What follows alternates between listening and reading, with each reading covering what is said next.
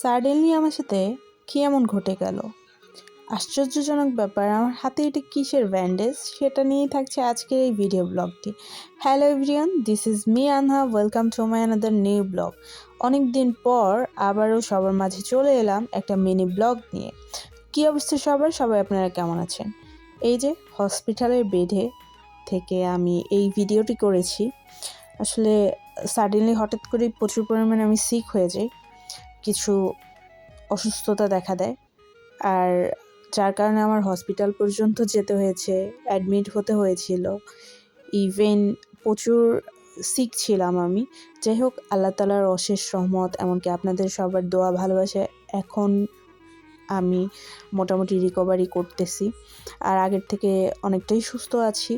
আর এই সময় সবথেকে বেশি যে মানুষগুলো আমাকে সাপোর্ট দিয়েছে, পাশে থেকেছে, অ্যাজ ইউজুয়ালি আসলে পরিবার ছাড়া বিপদের সময় কাউকেই আপনি পাবেন না পাশে।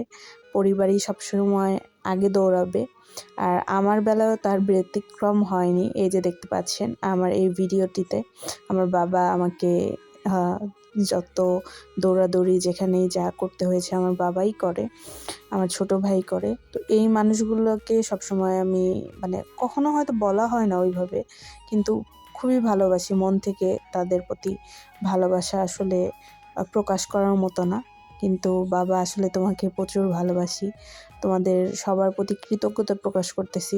আর যারা যারা আমার এই খারাপ সময়ে আমার পাশে থাকার চেষ্টা করেছেন, আমাকে সাপোর্ট করেছেন, আমি দ্রুত যাতে রিকভারি করি সেই জন্য সবসময় খোঁজ খবর রেখেছেন, তাদের প্রতিও মন থেকে কৃতজ্ঞতা প্রকাশ করতেছি। তাদের প্রতি রইল দোয়া, ভালোবাসা। এভাবেই সবসময় সবাই আমাকে একটু সাপোর্ট করবেন, যাতে আমি ভালোভাবে কাজ করতে পারি, ভালো কিছু করতে পারি। সবাই আমার জন্য দোয়া করবেন, আর আপনাদের দোয়া ভালোবাসায় যাতে এগিয়ে যেতে পারি। সবাই ভালো থাকবেন। আল্লাহ হাফেজ সবাইকে।